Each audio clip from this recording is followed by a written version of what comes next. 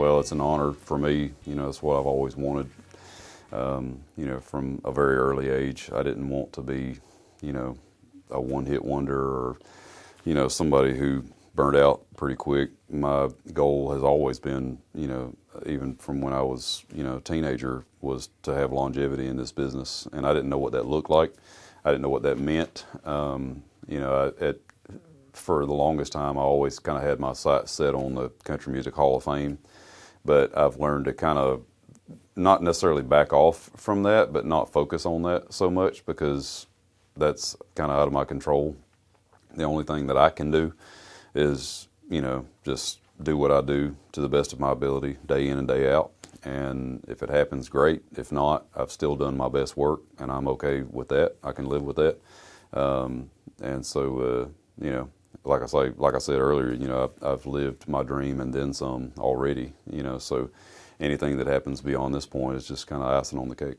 My true fans, they've been on this journey with me for a long time, and it truly is a milestone. I tell people each and every night when I'm on stage that a lot of artists don't get to the place where they can release a greatest hits.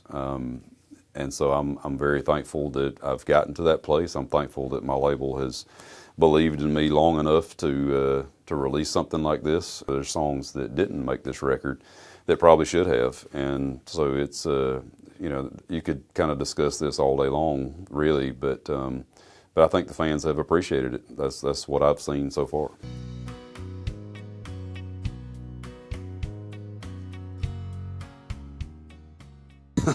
I don't know.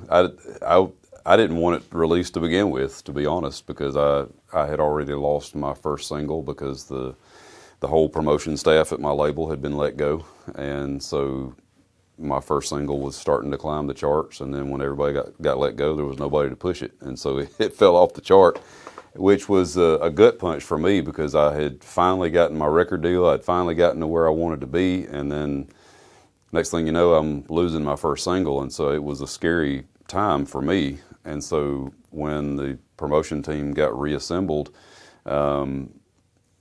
they came to me saying that they wanted to put out something that was 100% Josh Turner, and they wanted to go with Long Black Train. And I was thinking, this is career suicide. Like, this sounds nothing like what's on country radio. It's it's an old-fashioned, old-timey gospel song, and this is just gonna be a bomb. But there's victory in the Lord, I say, victory in the Lord.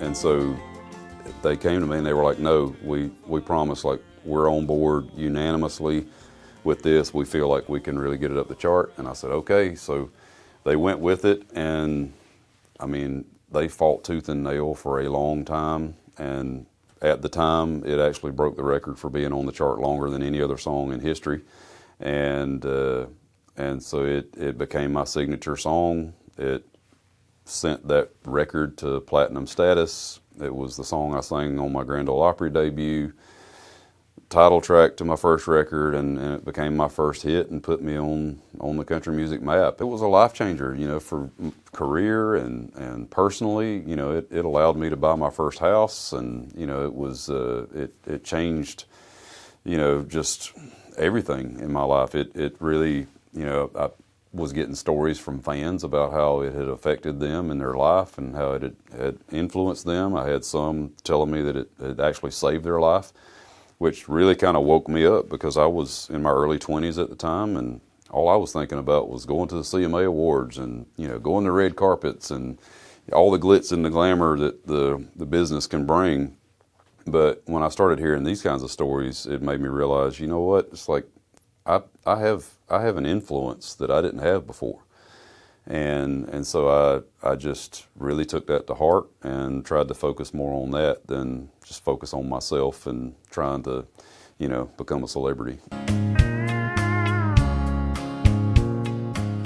Well, I never second-guessed myself or my talent, but I did second-guess my parents' ability to get me to Nashville, because they were insistent upon me finishing college, or going to college, period, because I didn't really want to go. But I ended up going to a small school back in South Carolina for 2 years to basically do all my prerequisite courses and save money. But even then, I didn't know if my parents were going to be able to afford to send me to Belmont because it was expensive for us. And so during that 2 years, I started asking myself, it's like, okay, if they can't afford it and I don't get to Nashville, what am I going to do with my life? And so I had come up with this plan B of where I was going to go to Clemson University and major in forestry. So I could have been, working in the forestry industry.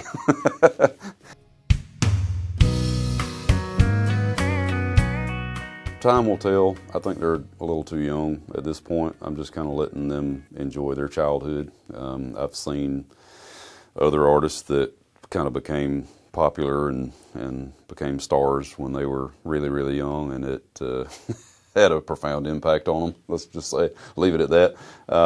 But my boys have varied interests, and we'll see what they end up becoming passionate about. I know my oldest is really talented in a lot of ways musically, but he's also talented in other ways. So it's just a matter of, where his heart leads him, and where the Lord leads him. And so, and like I say, my other boys, if they wanted to, they probably could, but I don't know if they have that same passion and desire. So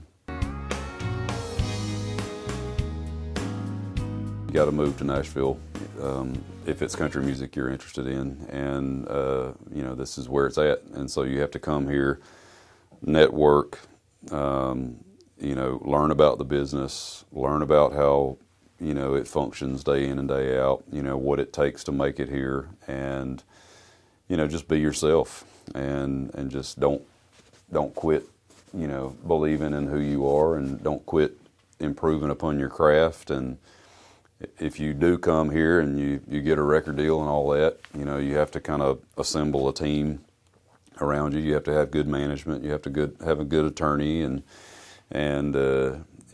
business management at some point, and all these kinds of things. And these people have to have your best interest at heart. So that's the one thing that nobody ever prepared me for when I came to town. I just thought, oh, I'm going to go get a record deal and start riding around on a bus and just be famous for the rest of my life,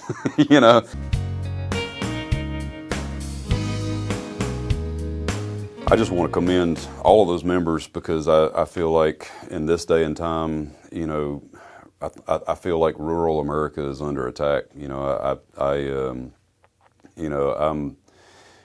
I travel all over this country. I love this country. I've been to every state more than once, and I play a lot in small towns, and I see how small towns are suffering and how they hurt. And I kind of came along during a time where there was a transition of where, people before me, they would go to school and they would stay in their hometown and get a job, support a family, whatever.